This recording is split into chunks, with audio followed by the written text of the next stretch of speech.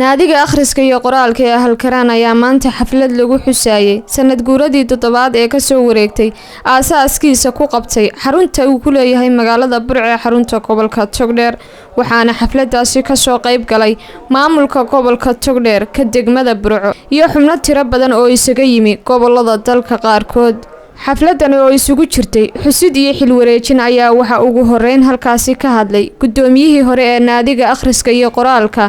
ee halkaraan Bashiir Raacdeeye isagoo ka warbixiyay waxyaabihii uu qabsoomay intii uu xilka hayay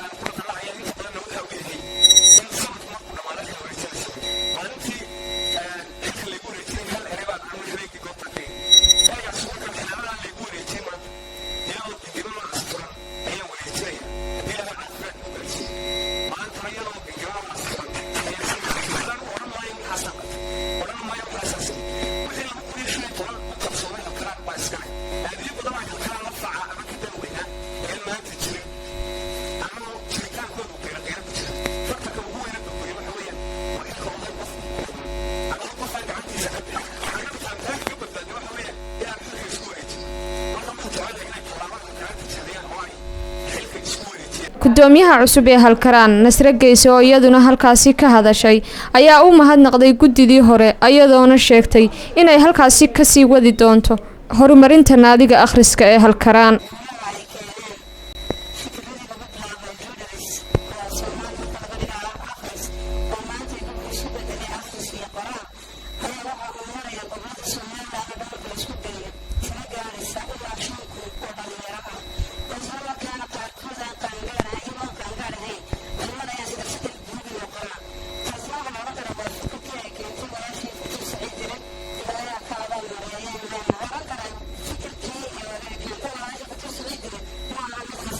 maayirka degmada Burco Maxamed Muraad iyo barasaabka gobolka Togdheer Maxamed Ibrahim Qabo oo iyaguna halkaasi ka hadlay ayaa sheegay in naadiga halkaraan uu kaalin ugu jiro bulshada gobolka Togdheer iyagoona intaasi ku daray inay qayb ka noqon doonaan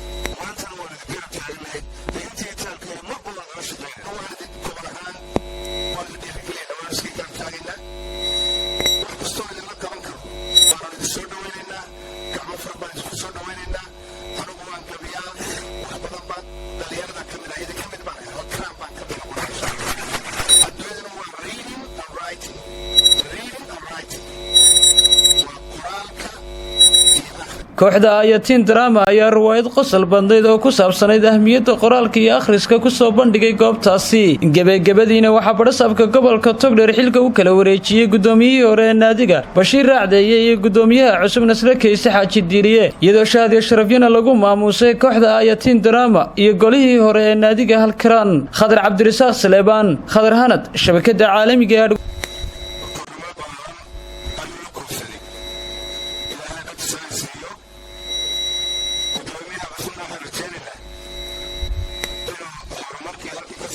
intay xafladaasi socotay ayaa majaajilaystayaasha ayatiin drama waxay halkaasi ku soo bandhigeen riwaayad ay dadkii la dhaceen oo ka turjumaysay faa'iidada uu akhrisku leeyahay gabagabadii waxa uu barasaabka gobolka Togdheer xilkii u kala wareejiyay labadii mas'uul ayadoona shahaado sharafyo lagu maamuusay xubno kala duwan oo ay ka mid ahaayeen ayatiin drama iyo maamulkii hore ee naadiga akhriska ee halkaraan